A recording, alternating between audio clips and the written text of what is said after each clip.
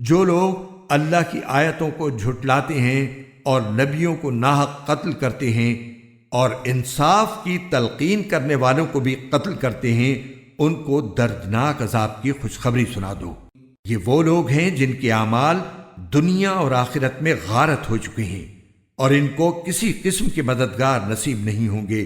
کیا تم نے ان لوگوں کو نہیں دیکھا جنہیں کتاب کا ایک حصہ دیا گیا تھا کہ انہیں اللہ کی کتاب کی طرف دعوت دی جاتی ہے تاکہ وہ ان کے درمیان فیصلہ کرے؟ اس کے باوجود ان میں سے ایک گروہ منہ موڑ کر انحراف کر جاتا ہے۔ یہ سب اس لیے ہے کہ انہوں نے یہ کہا ہوا ہے کہ ہمیں گنتی کے چند دنوں کے سوا آگ ہرگز نہیں چھوئے گی، اور انہوں نے جو جھوٹی باتیں تراش رکھی ہیں انہوں نے ہی ان کے دین کے معاملے میں ان کو دھوکے میں ڈال دیا ہے۔ بھلا اس وقت ان کا کیا حال ہوگا جب ہم انہیں ایک ایسے دن کا سامنا کرنے کے لیے جمع کر لائیں گے جس کے آنے میں ذرا بھی شک نہیں ہے، اور ہر شخص نے جو کچھ کمائی کی ہوگی وہ اس کو پوری پوری دے دی جائے گی، اور کسی پر کوئی ظلم نہیں ہوگا۔ کہو کہ اے اللہ، اے اقتدار کے مالک، تو جس کو چاہتا ہے اقتدار بخشتا ہے اور جس سے چاہتا ہے اقتدار چھین لیتا ہے، اور جس کو چاہتا ہے عزت بخشتا ہے اور جس کو چاہتا ہے رسوا کر دیتا ہے۔ تمام تر بھلائی تیرے ہی ہاتھ میں ہے، یقیناً تو ہر چیز پر قادر ہے۔ تو ہی رات کو دن میں داخل کرتا ہے اور دن کو رات میں داخل کرتا ہے، اور تو ہی بے جان چیز میں سے جاندار کو برآمد کر لیتا ہے اور جاندار میں سے بے جان چیز نکال لاتا ہے، اور جس کو چاہتا ہے بے حساب رزق عطا فرماتا ہے۔ مومن لوگ مسلمانوں کو چھوڑ کر کافروں کو اپنا یار و مددگار نہ بنائیں، اور جو ایسا کرے گا اس کا اللہ سے کوئی تعلق نہیں، الا یہ کہ تم ان کے ظلم سے بچنے کے لیے بچاؤ کا کوئی طریقہ اختیار کرو، اور اللہ تمہیں اپنے عذاب سے بچاتا ہے اور اسی کی طرف سب کو لوٹ کر جانا ہے۔ اے رسول، لوگوں کو بتا دو کہ جو کچھ تمہارے دلوں میں ہے تم اسے چھپاؤ یا ظاہر کرو، اللہ اسے جان لے گا، اور جو کچھ آسمانوں میں ہے اور جو کچھ زمین میں ہے وہ سب جانتا ہے، اور اللہ ہر چیز پر قادر ہے۔ وہ دن یاد رکھو جس دن کسی بھی شخص نے نیکی کا جو کام کیا ہوگا اسے اپنے سامنے موجود پائے گا، اور برائی کا جو کام کیا ہوگا اس کو بھی اپنے سامنے دیکھ کر یہ تمنا کرے گا کہ کاش اس کے اور اس کی بدی کے درمیان بہت دور کا فاصلہ ہوتا۔ اور اللہ تمہیں اپنے عذاب سے بچاتا ہے، اور اللہ اپنے بندوں پر بہت شفقت رکھتا ہے۔ اے پیغمبر، لوگوں سے کہہ دو کہ اگر تم اللہ سے محبت رکھتے ہو تو میری اتباع کرو، اللہ تم سے محبت کرے گا اور تمہاری خاطر تمہارے گناہ معاف کر دے گا، اور اللہ بہت معاف کرنے والا بڑا مہربان ہے۔ کہہ دو کہ اللہ اور رسول کی اطاعت کرو، پھر بھی اگر منہ موڑو گے تو اللہ کافروں کو پسند نہیں کرتا۔ اللہ نے آدم، نوح، ابراہیم کے خاندان اور عمران کے خاندان کو چن کر تمام جہانوں پر فضیلت دی تھی۔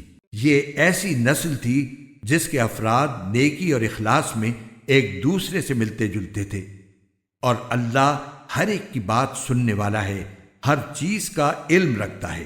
چنانچہ اللہ کے دعا سننے کا وہ واقعہ یاد کرو جب عمران کی بیوی نے کہا تھا کہ یا رب، میں نے نذر مانی ہے کہ میرے پیٹ میں جو بچہ ہے میں اسے ہر کام سے آزاد کر کے تیرے لیے وقف رکھوں گی، میری اس نذر کو قبول فرما، بے شک تو سننے والا ہے، ہر چیز کا علم رکھتا ہے۔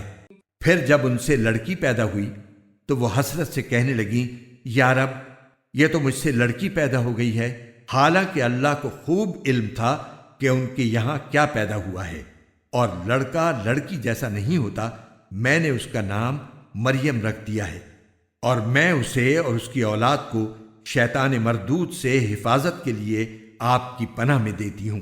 چنانچہ اس کے رب نے اس مریم کو بطریق احسن قبول کیا اور اسے بہترین طریقے سے پروان چڑھایا، اور زکریا اس کے سرپرست بنے۔ جب بھی زکریا ان کے پاس ان کی عبادت گاہ میں جاتے، ان کے پاس کوئی رزق پاتے۔ انہوں نے پوچھا، مریم، تمہارے پاس یہ چیزیں کہاں سے آئیں؟ وہ بولی، اللہ کے پاس سے، اللہ جس کو چاہتا ہے بے حساب رزق دیتا ہے۔ اس موقع پر زکریا نے اپنے رب سے دعا کی، کہنے لگے، یا رب، مجھے خاص اپنے پاس سے پاکیزہ اولاد عطا فرما دے، بے شک تو دعا کا سننے والا ہے۔ چنانچہ ایک دن جب زکریا عبادت گاہ میں نماز پڑھ رہے تھے، فرشتوں نے انہیں آواز دی کہ اللہ آپ کو یحییٰ کی پیدائش کی خوشخبری دیتا ہے، جو اس شان سے پیدا ہوں گے کہ اللہ کے ایک کلمے کی تصدیق کریں گے، لوگوں کے پیشوا ہوں گے، اپنے آپ کو نفسانی خواہشات سے مکمل طور پر روکے ہوئے ہوں گے، اور نبی ہوں گے اور ان کا شمار راست بازوں میں ہوگا۔ زکریا نے کہا، یا رب، میرے یہاں لڑکا کس طرح پیدا ہوگا جبکہ مجھے بڑھاپا آ پہنچا ہے اور میری بیوی بانجھ ہے؟ اللہ نے کہا، اسی طرح اللہ جو چاہتا ہے کرتا ہے۔ صدقہ جاریہ کی نیت سے اس ویڈیو کو ضرور شیئر کریں۔ قرآن کو سمجھنے، اس کی آیات پر غور و فکر کرنے اور قرآن کے مطابق زندگی گزارنے کے لیے ہمارا دوسرا چینل وائس آف دی قرآن ضرور وزٹ کریں۔ قرآن کو سمجھیں، قرآن سے جڑیں اور قرآن کے مطابق زندگی گزاریں۔ اللہ تعالیٰ آپ سب کو بہترین اجر عطا فرمائے، آمین۔